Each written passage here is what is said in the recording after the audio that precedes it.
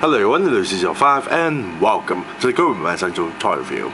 And today's toy we're looking at the 2010 release by Hasbro of the Target Exclusive, the G.I. Joe, the Rise of Cobra vehicle and action figure review. And today's vehicle and action figure review we're looking at the Jungle Assault, the Jungle Terror twin barrel gun with the Range Viper.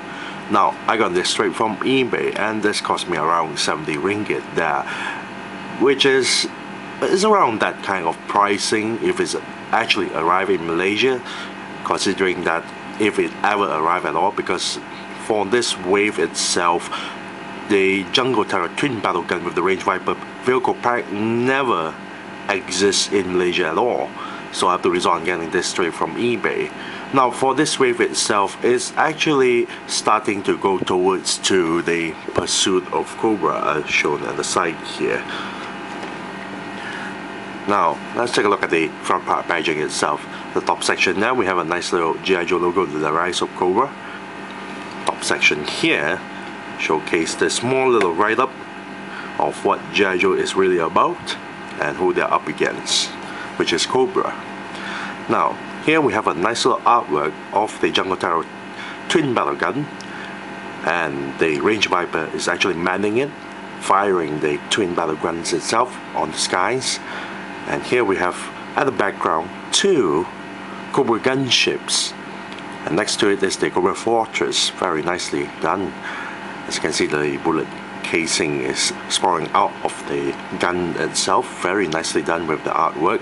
A lot of foliage, a lot of leaves, and also at the background that there's also a nice little image of a waterfalls. And here we have a smaller window showcasing the Range Viper figure. And on the side here, we got a smaller image of the Range Viper. Now at the back here, we have in this section a profile card for the Range Viper itself. We got a smaller image of the Range Viper. Here is stated, Range Vipers are trained in guerrilla combat tactics that focus on stealth, surprise, and mobility. In units assigned to jungle regions, they use the dense undergrowth, heat, and challenging terrain to gain the advantage over their enemies. Now, their preferred weapons are Mars Industries D57-B Extreme Environment Electromagnetic Rifle, which is quite funny. They always exaggerate the weapons that they carry for the Rise of Cobra line. Considering the Range Viper here, you got a smaller image of the figure itself, actually holding a light machine gun instead, as you can see here.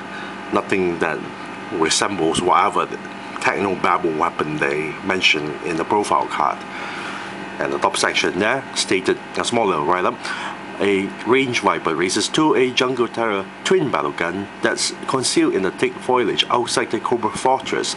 Area surveillance has spotted the G.I. Joe team approaching the building's location, and the Range Viper intends to stop them with the help of the artillery weapons twin Gatling guns. And here we have a nicer image of the twin Gatling guns. It comes with several features: the spinning barrels, the removable panels. The whole entire gun can turn 360 degrees, and at the bottom a fold down wheels for the gun mode. Very nice. So without further ado, let's open up this packaging so we can molest the vehicle and the figure. Be right back. And we're back after doing the figure and the rest of the accessories for the Range Viper out from packaging, because we're going to focus our review on the Range Viper first. Now, like all the Rise of Cobra vehicle pack that comes along with a figure, this Range Viper doesn't come with a base stand. As you can see, that this is all the accessories there is. Now let's take a look at the rest of the accessories. It comes with a nice little pistol made of a black plastic material. Smaller details like smaller trigger and the trigger gun, very nicely done. This is a old accessory that came from the 25th anniversary line. Same goes with the light machine gun here. As you can see, it actually comes in two pieces. The bipod is actually a removable piece, as you can see, which attached at the bottom section of the barrel itself.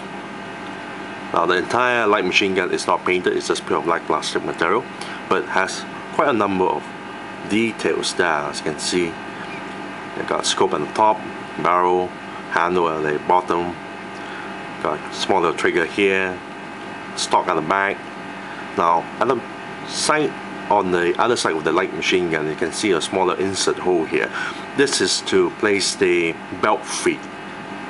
You use the belt feet and then you attach it at the end of the belt feet into this insert. So for this range viper, it's actually missing that accessory. And speaking of another accessory, which is the grenade launcher, is also missing that.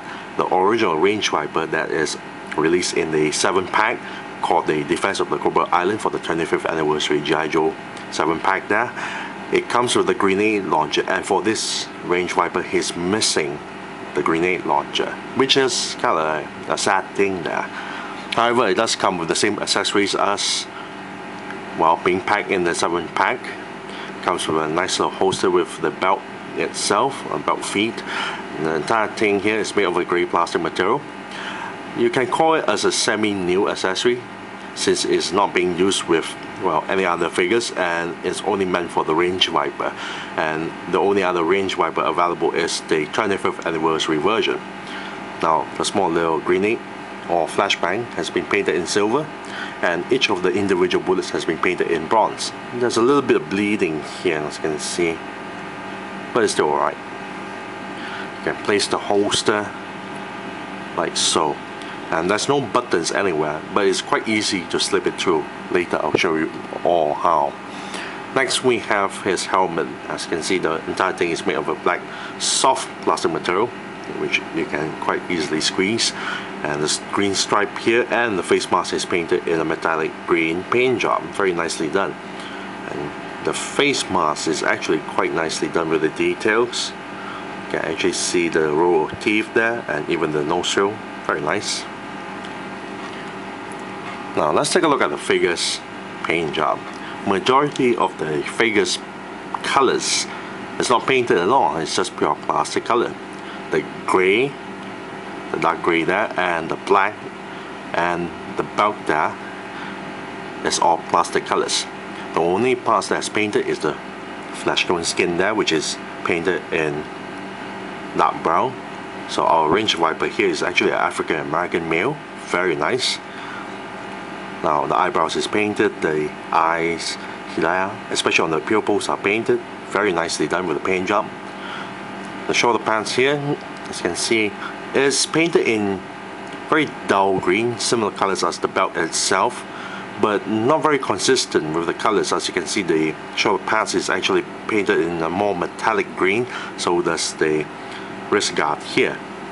And also the lower section of the legs here, the armor parts are actually painted in metallic green color. The kneecaps are not painted at all. It's still alright, but pretty bland. Now let's take a look at the figure's mold. Now basically the figure is just a repaint of the original range viper, as shown like so. So the mold is basically the same thing. However, the entire mold is not exactly new. The only thing new is the thighs. Yes, the thigh parts are actually new parts. The rest of the body parts are all shed or reused. The head came from Beachhead, the 25th anniversary version of Beachhead. Torso, the waist, the arms actually came from the Cobra Trooper, the Resolute Cobra Trooper, as you can see there. Except for this version, for the range viper, they actually added the belt, as you can see there. The kneecaps actually came from this version of Snake Eyes, as you can see. And the lower legs and boots actually came from the 25th anniversary version of the Alley Viper, or if you prefer, the Pursuit of Cobra Alley Viper, as you can see there, actually the same thing there. So the mixture of parts is okay, and well, I really am not that thrilled when they actually have new parts, but it's the most boring part. That would be the tie itself. The rest of the stuff is just reused, but with the accessory on, at least it looks a little bit different. Now there's also a problem with the figure itself, especially on the legs. As you can see, one leg is actually longer than the other one. And the similar problem with the Alley Viper officer from the Pursuit of Cobra line, the one that pilots the Cobra Fury tank. So you have the same problem there, and it tends to have a problem standing straight because it tends to tilt on one side. Now let's take a look at the figure's articulation. The head can actually pivot downwards, straight, go side to side and turn 360 degrees. Torso here can move forward, back a little bit and turn 360 degrees. Shoulders here can turn 360 degrees and lift the arms this far. Elbow joint here can bend this far and turn 360 degrees. Wrist joint here can turn 360 degrees. Now the hip joints is a bit hindered thanks to the two pouches there. So you have a problem trying to sit this guy properly onto the twin battle gun, because this is as far as you can bend his legs. But on the side, we can bend pretty far, and spread pretty far. Now, as a double jointed kneecap that actually only bend this far, and ankle joint that pivots downward, upward, and then 360 degrees. Now let's equip the range wiper with all his accessories. Now for the belt itself, is quite easy, despite there's no buttons at all. All you have to do is just slide it in and he's done. Put in the helmet, have him equipped with the light machine gun with no belt ammunition, and there you have it. You have your range viper here, or at least the Rise of Cobra version. Overall, the figure is alright. It's just that I really don't like the one leg longer than the other one, and he's actually missing 3 accessories. Well, okay, 2 if you not count the base type itself. You have the belt feet that's missing and the grenade launcher. So you partially have a range viper is about 90% complete. If I'm gonna give a rating of this, I'm just gonna give it a nice 5. Yes, an average 5 out of 10. Now, next up, we'll take a look at the Twin Terror, the Terror Twin battle gun there. Be right back. And we're back after fully assembling the twin battle gun and apply all the stickers onto it. Now, inside the packaging, it comes with a small sheet of instruction manual. As you can see, this instruction manual is quite hilarious actually.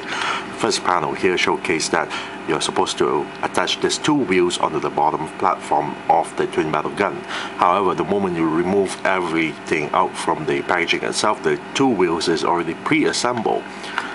Second, it also failed to mention that you need to attach the front guard armor, the shield there, plus the back portion of the control panels there, then attach the bottom section. That's what they forgot to, failed to mention it to you in this sheet here. Now at the back here showcase where to place all the stickers. Now it's advisable to place the stickers first before assembling the twin battle gun. Otherwise you will have a lot of trouble trying to apply the stickers in several tight and really hard to reach areas. The corner here showcase on how to position the entire twin battle gun there into gun mode. All you have to do is fold the wheels down and there you have it. And speaking of the stickers, this is the sticker sheet. There's about dozens of them, not a lot. Now there's 2 remaining labels that I did apply onto it because according to the instruction manual here, the rest of the stuff has been shown where to place the stickers except for those 2. But in this section it's stated apply remaining labels anywhere on the toy, which I didn't want to do that. Now let's take a look at the colors for the twin battle gun. Now majority of the twin battle gun is not painted, it's just pure black plastic material with grey plastic material. The only paint job that I apply onto the twin battle gun is the rims, which is painted in silver. The entire thing now is just black and grey. Now the entire mold for the twin battle gun is quite interesting. It's actually based on the 1983 release of the G.I. Joe Whirlwind mold, but is modified So instead they used a 2003 mode instead for the Venom versus Valor. Quite interesting. There's quite a number of very nice details onto the twin battle gun. As you can see, there's a lot of nice little details here. A lot of hinges, panels, even the barrels are quite nicely done. Rivets, very nice, even the wheels there, very nicely done. You got the handle, very nice. Now let's take a look at the features for the twin battle gun. Now at the back portion here, you can actually hook it up to the his tank. As you can see at the back portion, there's a hook there. What we do is just hook it on and drag it all over the place. Very nice. We have workable wheels that spins all the way and does not squeak. Very nice. Now for the gun mode, all you have to do is just fold the two wheels down like so, and there you have it. The entire turret can turn 360 degrees, and the guns itself can pivot downwards or all the way up this high. Now the two barrels here at the bottom section here, you got a tool dial so you can spin the two barrels, and also each barrel here at the back section can open up the hatches to reveal the ammunition. Very nice, very nicely done. Now let's put the figure, the range viper, to sit into the twin battle gun. Now as I mentioned before, the range viper is not very suitable to sit onto the vehicle itself because it has problems on the hip joints that are being hindered by the two pouches, so he won't sit all the way in. As you can see, I'm just going to have him hold the handle like so. As you can see, he doesn't sit all the way in, which leaves quite a number of gap at the butt end there. As you can see that. This is as far as can sit though, which is kind of a sad thing.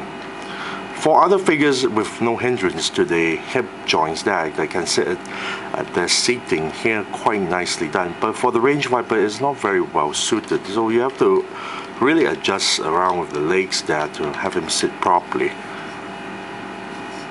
But otherwise, the entire twin battle gun is very nicely done, considering it is, well, it used the 1983 mode, which is modified into 2003 mode. Very nicely done. I really like the amount of details for the twin battle gun here. Very nicely done, and quite simplistic too. So if I'm going to give a rating for the twin battle gun, I would say, well, I'll give it a nice 8 out of 10, because there's lacking of colors actually. It's actually quite lacking of colors. I really wish they applied some paint job onto it, because the gray plastic areas kind of made it look very cheap. But otherwise, the entire barrel or the guns there and the turret is very nicely done. So 8 out of 10 for the Jungle Terror twin battle gun. And this is the end of the review. I thank you all for watching. This is Lucy05, and I'm signing off.